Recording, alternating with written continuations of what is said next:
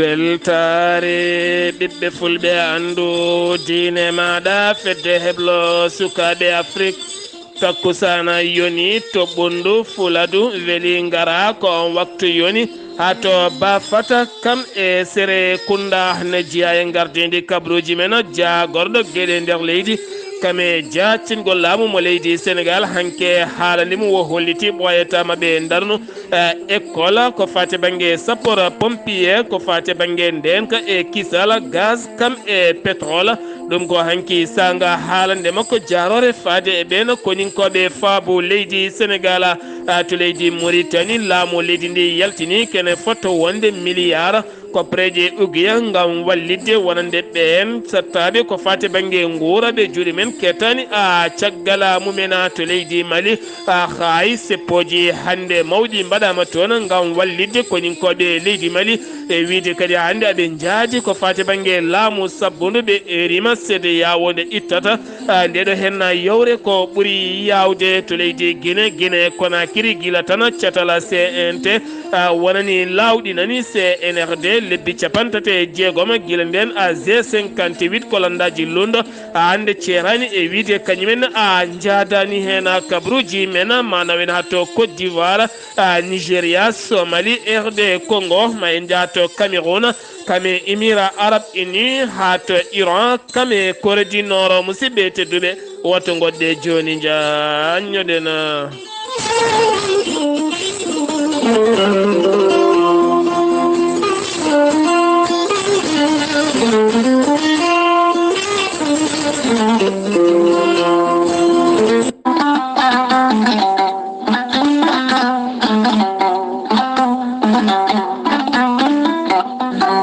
kala rafi mo jiiɗa jomiraɗo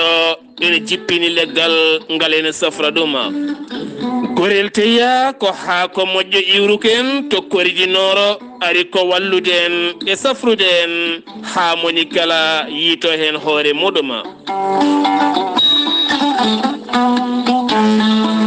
gorel teya ko ha ko moƴƴo ala rewam ala effet a wulna ndiyamma ha wula jaw mbaɗa hen aɗa yara aɗa yiito cellal ɓandu maɗa gorel teya ene safra on neɗɗo joguiɗo AVC joguiɗo caɗele cardiaque mo nangata taare caɗele goragu ɓandu jaaɗoru neɗɗo mo ɗaɗi mum dognata ƴiƴam mum koyɗe musoje koppu misoji jaaɗo ha jotte koyɗe mum jokkata en ɗam yahata juma e jama jokkodir e gorel teya joni joni mbiya alhamdulillah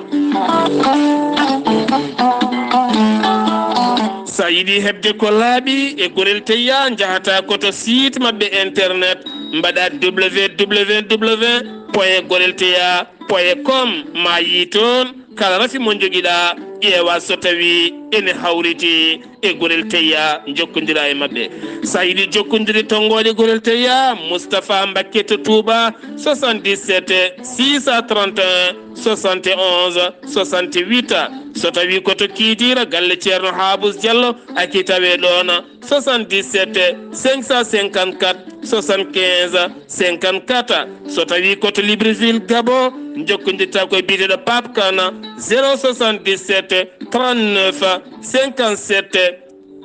97 so tawi koto New York Abou Sokoral Fouta Business plus 1 347 701 56 77 so tawi koto leydi France Harouna Ngaydo sa jokkodire o numéro kala leydi ndi gonɗa mawo totte joɗiɗo ɗon o 06 50 99 64 43 musidɓe tedduɓe gorel teya ko lekki ki jomiraɗo addi beele dañen jaam caforoɗen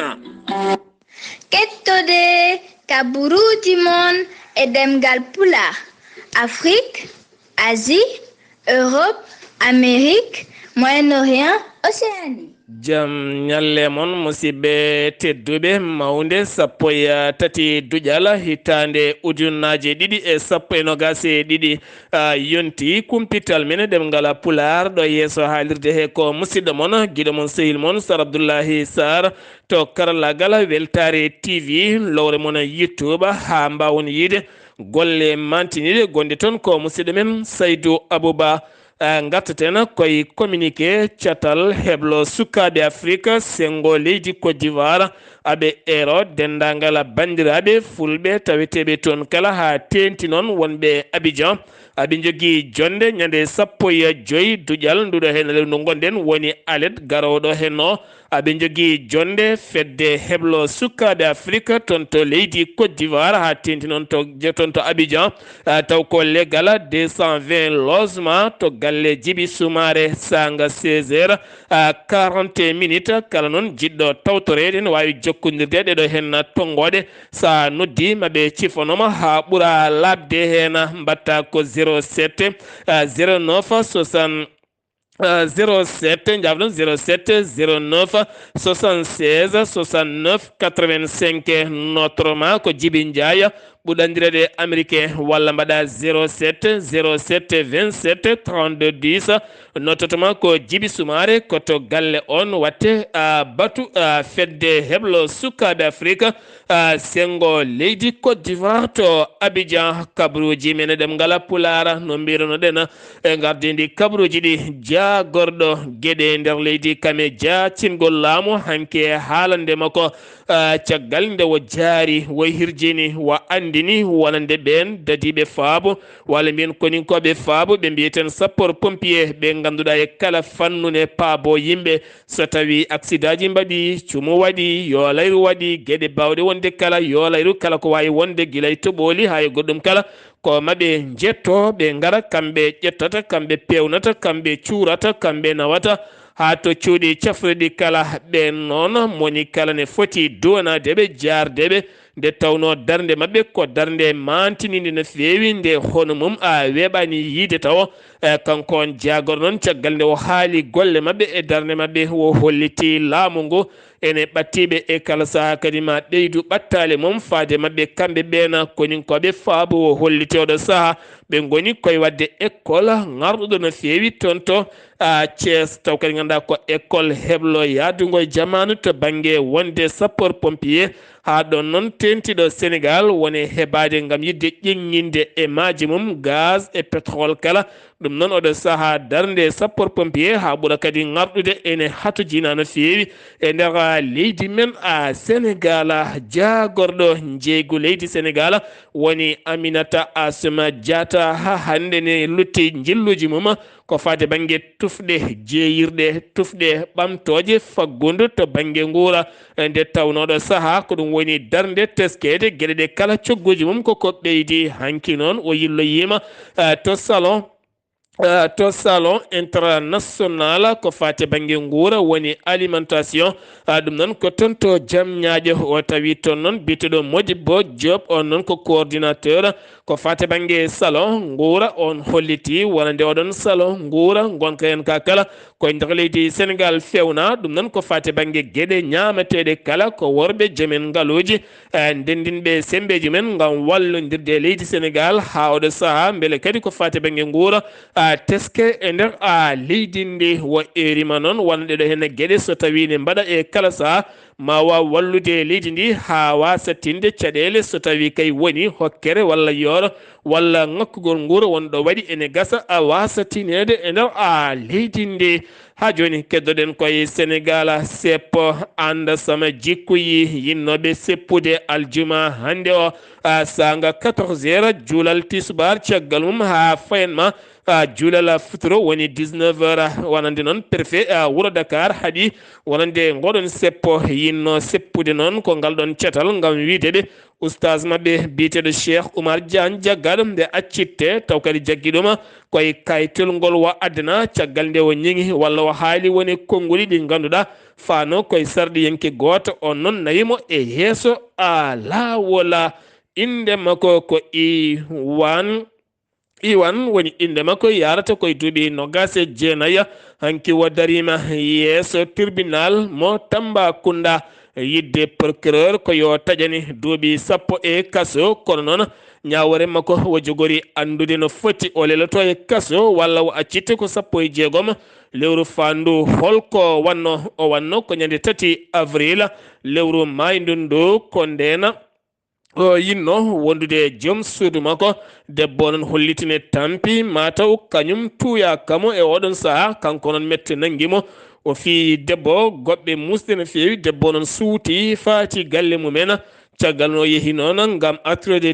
debbo sali wacci ko ha jamma wari o duppi ɗon tibaji tati ɗum jeeyi sababu noon so tawi won gonnoɗo toon ne gasa wode ko kewi hen ɗen gueɗe jeeyi sababu oɗo saaha hawo tawa e cuuɗi niɓɓi mo fadi noon ñawore makko nde gastata ha laaɓa o anda no foti wo leloto caggal hanki yidde procureur ko duuɓi sappo kono noon ñawowo dirtini ɗum ha 16 lewru fandu ko nden wo andata to no foti duuɓi o jogori lelade e nder a kasso ha joni keddoɗen koye oɗon fannu wonande ballowo infirmiére toon to hôpital mo Cheikh Ibrahima Niass Kaolack ganduɗa dokkunoɗo walla bannoɗo certificat de décès jaltinoɗo kayitol mayde wonande tigguyel jibinaguel waɗe carton yo nawe morgue caggal tawa nguel tigguyel ne wuuri fawani tan waktuji seeɗa nguel rutti e joom maggela kanko noon guila ndena o moftono koto police hanki noon wo ɗaccitama o ɗaccitigol ngol noon koye dow sarɗi 16 nduɗo lewru foti nottade ñawore makko ko nden wo andata ko tawi wo taƴante kaso walla wo accitte ko fate banggue teera ɓoggi mum kaldigal walla ɓoggi nandiral jeeji sababu ha tero wasa dañde caɗele caggal ɗiɗin ɓoggi ɗuggita kanko on jagorɗo gueɗe nder leydi kame jacingol laamu o arti hen hanki e yaññade hen ɗum ko caggal nde procureur e hoore mum hollinnomaɓe mbaɗa gasri mawdi no fewi gam witto faade e baɗɗo ngal ɗon baɗal so tawi nanggama jomum kam yo andu hay yurmeede seeɗa a wodanta ɗum kuule cattuɗe ma fawe e dow muɗum nde tawno ɗum ko Allah tan faabi kono so tawi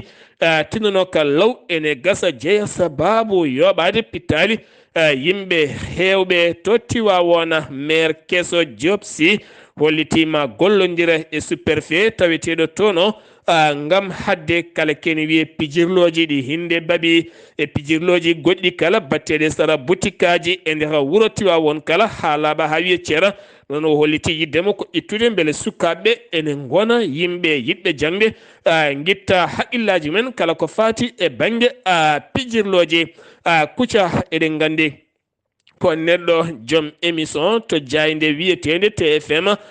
kewɗo jalni ka no fewi kewɗo kadi ñemtinoje no fewi woni inde makko noon ko Samba Sina ɓurɗandirede Kouthia hanki o holliti e nder ɓatake makko o acciti golle makko ha laaɓi to TFM ɗo ganduɗa o woni ɗon kene wona duuɓi sappo no woruno ɗum ko caggal wasdemo nandiral seeɗa hakkude makkoye oustage goto nottortoɗo hinde Modou Fala caggal noon nde luural ari ɗon walla on ñiŋali cattuɗi yaltude mum faade makko holliti oɗo saaha kankone mawo darnu sen makko biyeteɗo Kouthia TV to sen makko YouTube ngam jokkodirde e ɓen heeɓi yankoɓe makko to Dali Fora ko cukalel tigguyela yiita ene humba taw koye foos goto waɗɗani immeuble mo 4 étage ko ɗon on suka debbo ngal baɗala woni ɗo tawa caggal luskoji luggi wawi nanguede nawa clinique tawa tigui kañum jibini nguel cukalel oɗo sar nge caggal nde o holliti woqqirlima ko waɗi ko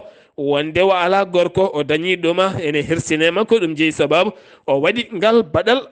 coofngala ngal baɗal coofngal noon ko baɗal ngal ganduɗa jogori sofde ko yaade kaso dumbe yalta taw duuɓi 4 ala gorko wonta kadi ala ɓiɗɗo ha joni koye Sénégal keddoɗen jeeyeten ko toon to Ziguinchor jabɓuɗen musidɗo men Amadou Ishaga Kébé. Assalamu aleykum moɗon bandiraɓe Weltaare TV on calminama on juurama kabaruuji garanen ɗo e nder Ziguinchor eɗen gandi maire wuuro ngo Ousmane Sonko ina wayno hanki kadi o noddi yimɓeɓe kadi to mairie to ina wayno ko notimo yimɓe hay goto anda no foti e keewal journaliste ji notima o waɗi conférence presse makko woni yewtere makko tuggandema 10h30 ha heɓanma 2h toon yimɓeɓe gotti o adi haalde o wi ko mairie ndi o are mayri o tawi budget o ko milliarduji 3 ina fawi 100 ujunere o wi yo yimɓeɓe gandu ɗum noon budget o ina famɗi hikka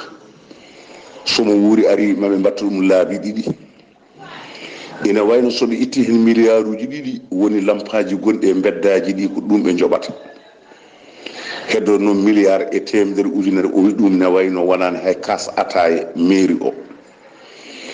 wi ɗum noon omo habra yimɓeɓe yo yimɓeɓe mbaw darade goto fof adda hen junggo mum adda hen ballal muɗum haɓe mbawa liggade Zigasor e ko taari Zigasor gila e lampaji ha e beddaji ha e kaniwoji ha e pumuji fof ko hen yakora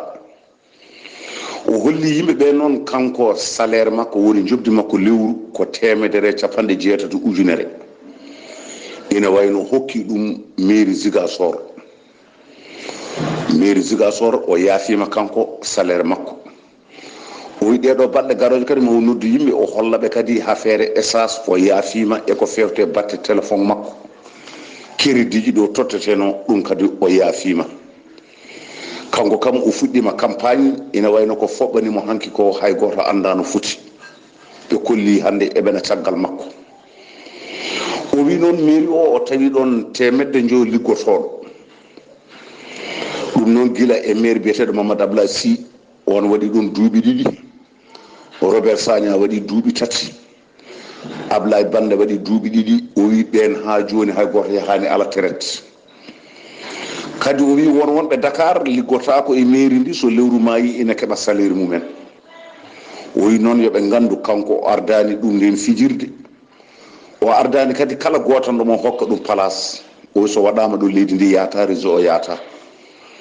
kanko noon ko diwowoɓe ɓaw usto ha laaɓa kadi so ustiɓe ma waɗ mette waɗa caɗele kono noon kanko o ardi ko liggade o ardani fijirde wonnode ɗon nde o jaɓata wonde ɗon o holliti noon o wi yo yimɓe gandu kalis o tawi ɗon ko ñamaɗo leyɗele ɗe ina jeeya ɗum fof ko dema o daro o wi lotissement ina waɗanno to wiyete Jabiri e leegal Zigasor ko ariti ko o wi yo ariti eɓe joguino holɗum kota kamɓe lotisoɓe ɓe goto fof ne heeɓa hen galle o wi neɗɗo so yiiɗi galle sodat walla rewa lawol ha heeɓa galle o saabu lotissement waɗa fof e leegal yo daña église aji ɗiɗi e diina catholique en daña jama e juma daña terre football sukaɓe ɓe daña kadi espace ɗo yimɓeɓe mbawi joɗade ine mbawa holɗo wadde promenade so gari ha ɗon jooɗo pofto o wi ɗum fof waɗaka eɓe keeɓi galleji eɓe taƴa o wi lotissement gonɗo Djubo ko kadi o ariti lotissement gonɗo Kandiala o ariti Weltaare TV musidɗo mon Ahmad Isaga Keɓe gorko jeeyaɗo Mbotto wuuro Samba Takko keblowo ɗo kabaruuji e nder Zigui FM jokkodirde e Weltaare TV yallah ken walde jaam Amadou Isaga Kebe Ziguinchor waɗɗani Guinée Bissau Oumar Sissoko e Mbala hanki itti jagorɗo économique muɗum woni Victor Mandinga o itti ɗum e golle muɗum on noon toɗɗonoma guila hitande ujunnaji ɗiɗi e nogas e goho kono noon anda ko jeeyi sababu riwedemo e golle makko sen giwi to Guinée Bissau koto leydi Mauritanie gouvernement Mauritanie hanki holliti yaltini kene fotto wonde milliard koppareje uguiya ɗum noon ko wallide kene fotto wonde ujunnaje foyre nder hawdi e nder état ji ɗiɗi ko e nder hawdayni en woni hawdila harbi kam e hawdila sharqi kala kono ne kadi e nder état mo gorgol ngam wallide yimɓe hewɓe taweteɓe hen kono noonne kadi catal tambingal nguura leydi ndi woni Fatima Hattari holliti hen weltare mo mawde no fewi wonande ma waw ɗoftude ɓe hen joomena galleji taw kadi ganduɗa ko wonɓe wullitade e kala saaha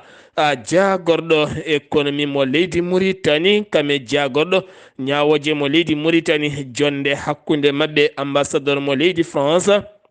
woni Ousmane Mamadou Kane jagorɗo ko fate banggue économique kono ne kadi e biyeteɗo nonne kadi e biyeteɗo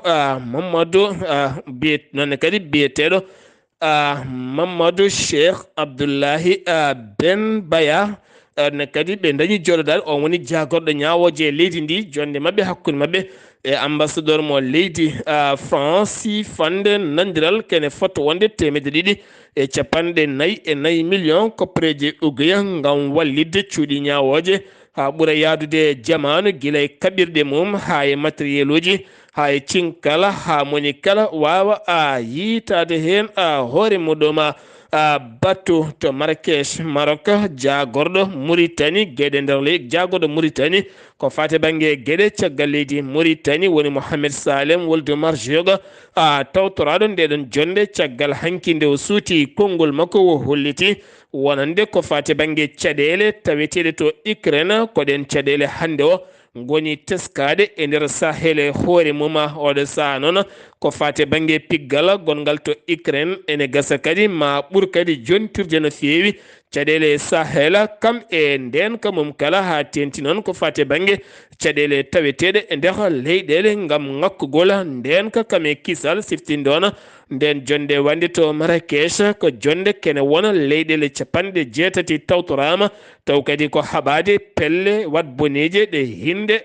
dayesa horejo leydi Mauritanie woni Mohamed Cheikh Al Ghazouani heeɓi ɓataake walla ni cimtol iwngol e nelaɗo loni taw kadi ganduɗa koto banggue esclavage haɓade ko fate banggue kalifandi leydi ndi woni on biteɗo Tommaya taweteɗo e nder leydi Mauritanie kene wona joni balɗe gam holludemo cimtol ngol ɓe bindi e nder leydi Mauritanie ɗin ɗereji noon andaka taw holko windi e nder muɗum Croix Rouge taw kadi ganduɗa Croix Rouge cattal ngal comité international ngal Croix Rouge ɓe kolliti e windande nde ɓe jaltini e nder sahele hoore mum kene fotto wonde million ngaji sappo ɓi adama oɗo saaha ene katojini e nguura ngam teskede so jewmumen gottima kirtotako ko caɗele mawɗe no fewi ɓe limti hen noon wonande ɗeɗo hen leyɗele taweteɗe sahele hoore mum ko wayno Mauritanie Niger kono ne kadi Burkina Faso Mali woni ko ɓe limtini hatojini oɗo saaha e balle ko ɓuuri yawde e yaccade jaydi yankoɓe Mauritanie kame pelle dawri yankoje Mauritanie ha hande e ɓatakuji mabɓe aɓe cofna no fewi wargo oɗo hen suka debbo jaydi yanke mo jayde Al Jazeera mo fitta ɗum itta hecci hanke o ñalawma toon to Cisjordanie taw ko yano filmoyde walla yano waɗede reportage toon to Janina ko fate banggue fittina hakkude ɓen sukaɓe Palestine naɓe haɗaɓe oɗon nokku hakkude men e koninkoɓe ɓe leydi Israël koɗon dañi fellede kural ñalawma hande o noon o wirama toon to Palestine gatten koye jagorɗo cellal ɓalli mo leydi Mauritanie o holliti kikiɗe hanki o kene wona 1490 woni ko ƴewda hen 1350 mbaɗa ko testé jawɗo hettiɓe noon mbaɗa ko testé laboratoire ko 16 tawa ne jogui oɗon mborosa hay goto hanki ɓe jiyani ne selli ni goɗɗo ene wasi fittandu muma ko wala ɗum kono o holliti 117 neɗɗo hande ne tawe nder hôpitaux ji ɗi leydi Mauritanie ngam oɗo saaha tawede mumen ñaw coronavirus ko wona ɗum ko kanko on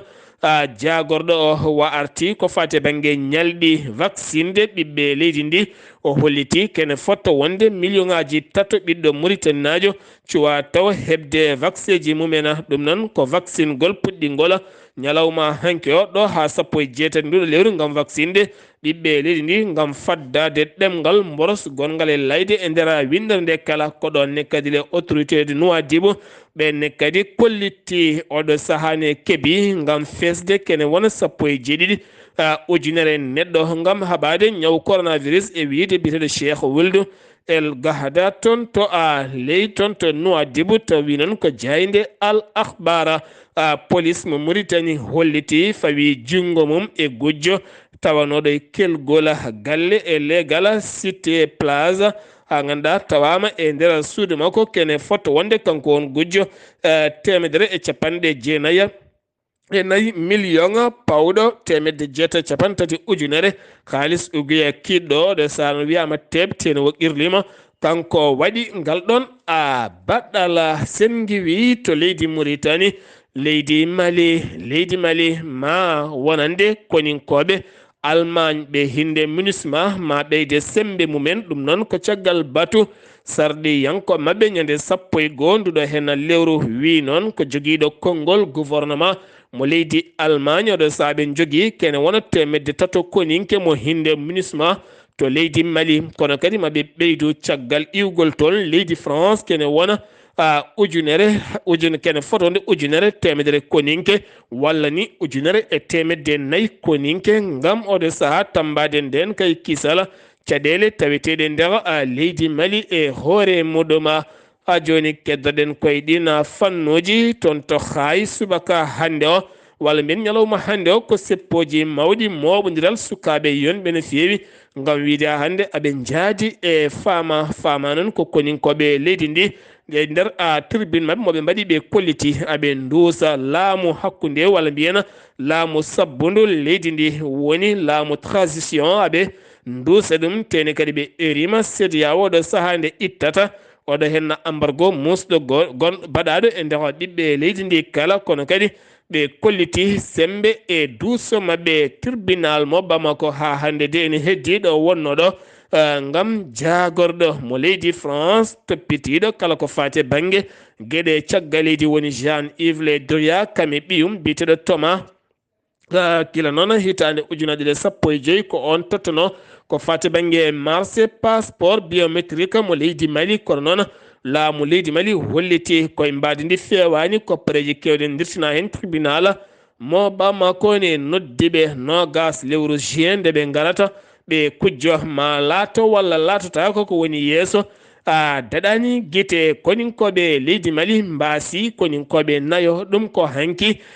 ñala ɗum ko ñande 12 lewru mai hedde moftiɓe paano ko hedde jenne sanga 8h54 ñalawma subaka ko ndena werla mabɓe yaɓɓi pittol bombo artisanat ko ɗon noon werla mabɓe fetti hen goto gañi nayo mbasi hen pittali mumen wi noon ko jayde Mali akti ko fate banggue guyka taw koye ɓulli kanŋe gaseteɗi taw kadi ganduɗa ɗum ko société chinois e nder commune mo Faraba ko deux militaire minitereɓe ɗiɗo mbiya teb e nder selkemo Keñeba jamma alen ne jofi altine to nokku biyeteɗo Daaru ko toon ɓe nanguiɓe noon ko sukaɓe kame dosso en taweteɓe toon ɓe kolliti noon e kala saaha ɓorniɓe comci manande koninkoɓe ne kewi arde mbaɗa ɗeɗo hen gueɗe oɗo sahno ɓe tottama gendarmerie ngam loskoji luggi waɗede e mabɓe to Guinée Conakry CNRD guila tan lawɗinana 36 lewru taw kadi ganduɗa lawni ɗum ko CNT guila nden noon G58 moɓodiral landaji lundoɗi kala oɗo saha noon teskama ɓattodiral no fewi hakkude UFDG landa ka sellu Dela Diallo kame RPG Arc-en-Ciel woni landa ka Alpha Condé oɗo saha batti ñamdude bol goto batti yarde pot goto caggal kay ko gañgu mangu wonno hakkude mabɓe laamu Alpha Condé kamɓe noon ɓe kolliti taganiɓe ɓattodirde gam nandiral ko fate banggue yiyande ɓamtare ala ko haɓade ko fate banggue duuɓi tati wonande koninkoɓe leydi ndi ko totta mbiya yo gardo leydi ndi kuulal 17 jaɓani ɗum tene maɓe jokku wullitade to ñiɓirde walla mbiyen to ñayirde towndu ndu leydi Guinée keddoɗen ha joni garteten ko fate banggue garteten koko fate banggue dossier ji Alpha Condé kame nogas e jeegomo waɗɓe ɓe wo tumda kala ɗin dossier ji noon wonande tribunal mo disini holliti oɗo saaha nana ƴetti hen renseignement mawɗo no fewi gam uddidde ko ɓuuri yawde passeport uji ɓen tettama kala kaɗama yaltude ndiɗon leydi jagorɗo hakkude leyɗele mo leydi Guinée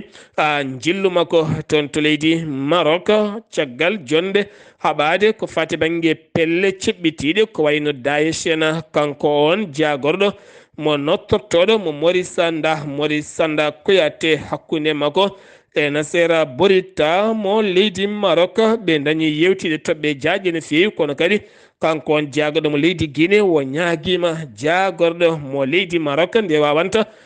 jaɓande ɓen ɗanniyankoɓe leydi Guinée faade to Maroc nde dokkete ko famɗi ko kala balɗe 90 nder leydi ndi taw kadi ngol kayitol ne rokkaɓe wawde yillade nder leydi ndi kala on noon jaagoɗo mo leydi Maroc holliti ma yurnito ɗum no feewi to Côte d'Ivoire balɗe 3 sunare ɗum ko caggal jaltugol aduna gonnoɗo hoorejo suudu sarɗiyeji leydi mabɓe woni Amadou Souma hoore mo ganduɗa biraɗo hannde o to wuuro muɗum woni Seggela biraɗo hannde to wuuro mum wuuro ngo jibina ko toon wira hannde yalti aduna guila ñande jeeɗiɗi nduɗo hen lewru balɗe 3 sunare yaltita ɗon duuɓi 60 e jeetati kam wonno gardiɗo suudu sarɗiyeji leydi mabɓe to Nigéria ko suka debbo étudiant taw ganduɗa ko chrétien e nde chrétien taw ɗum waɗi noon koye école bireɗo Chegar école Chegar e nder tawa e nder état mo Sokoto ɗum ko ñalawma hanki alhamis o caggal kanko won suka debbo étudiante nde wo ñiŋi annabi o sallallahu alayhi wa sallam ko nguɗiɗi jooɗani ko nden fedde étudiant ji nangimo mbaɗemo ko pétrole duppimo haw yalti aduna kan haala woni toon ma en gartoya ɗiɗon kabaruuji so en keɓoyi ko ɓuri hen laabde to Nigéria keddan ha joni Mouhamed Buhari hanki ɓangini walla mbiyen sakti konnguli mum wo holliti e jagorɗe makko ɗe kala jagorɗo piɓɗo jeeyede e ƴamgol lefol laamu hitande 2023 16 nduɗo hen lewru mai yo windu ɓatake accitgol golle mum ngam heɓanade ko fate banggue ko yiɗi wonde ko somali ne heɓo ko fate banggue sumgoji ñande alel paɗoɗo henno kene wona 39 candidat woni ɗo saaha ko lawɗina ɗin candidat ji noon kala ko ƴamoɓe joɗorde wotere ngam ardade leydi ndi ɗum noon ko 15 lewru mai ne hen Abdullaahi Kalajo hoorejo leydi ndi oɗo saaha mo gonen ganduɗa leydi ndi ne tijji no sumgoji gila ton kene wona hittande ko wona ɗum kone hen gonnoɗo hoorejo leydi ndi woni Hassan Cheikh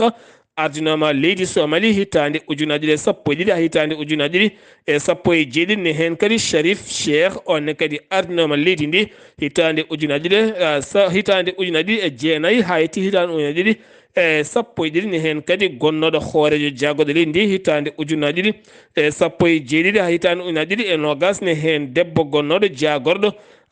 leydi ndi ɓeɗo kala ene jeeya e ƴamoɓe to RD Congo rapport jimowo kelme jarowo duuɓi 29 biteɗo Zanzu Moyisa Makasi woni inde makko kanko rapport noon caggal nde wo yaltinno konnguli ñiŋoje farnude ɗum e hoorejo leydi ndi watta ƴonanoma duuɓi 2 hoorejo leydi Congo o Kinshasa watta ƴonanoma duuɓi 2 e kaso hanki noon tribunal militaire accitimo ha laaɓi to Cameroun ko laana ndi wawa tokosa giwnaka to banggue Tchad kan woni janka ɗum ko caggal nde ɓe donki nandirde e ɓen ɗowoɓe ko fate banggue weeyo laaɗi diwoje ɗum noon waɗi koto nokku biyeteɗo nanga éboque ne tawe e keerol hakkude leydi Cameroun kame leydi Tchad wi jagorɗo oɗon fannu kene foto wonde 11 neɗɗo ne wonno hen kamɓe kala ɓe mbasi hen pittali mabɓe sen giwi Afrique jolam jaberi Émirats Arabes Unis subaka hande o ko sunare mawnde fini toon fini to Émirats Arabes Unis ɗum noon ko caggal nde ɓe mbasi lamɗo mabɓe biyeteɗo Cheikh Khalifa Ben Zayed Al Nahya on noon yalti aduna subaka hande o ɓe lawɗini hande o balɗe 40 sunare e nder leydi ndi kala balɗe 40 kala drapeau ji kala gartirte ko ha hakkude hay drapeau goto wonata dow balɗe 3 noon hay goto yahata golle wona école wona boutique wona haydara foof ma uddu ngam sunanademo ko fate banggue école aji ɗen gueɗe kala ɗum noon ma en gartoy oɗon kabaru immorde Qatar tawi hande to Iran tera woni Cheikh tami woni cheikh tami ben hammadi alsani jillu mum tottera hakkunde makko e ibrahima rais hoorejo leydi ndi maɓe koccodiral ngam jokkodiral hakkunde leydi Iran kam e leydi Qatar Corée du Nord. Kim Jong Un oɗo sahane miijo uddude leydi ndi kala ko fati banggue confinement ɗum ko caggal nde hollita jeegomo mbasi pittali men taw jeeyi sababu ko ñaw biyeteɗo coronavirus ɗeɗo hen balɗe tan woni yiita neɗɗo goto ne jogui ɗum kene wona 197 ujunere pawɗo 117 neɗɗo puɗɗima joñede o saaha mo gonɗen toon to leydi Corée musidɓe tedduɓe ɗum ɗo hen wonno kabaruuji garande kekiɗe hannde o ɗo yeeso haalirde ko musidɗo moon guiɗo moon sehil moon Sar Abdullaahi Saar ñalawma janggo so jamilaɗo haaji ko musidɗo moon haali Abouba ketki malaki jaam yo jaam Allah hiranena.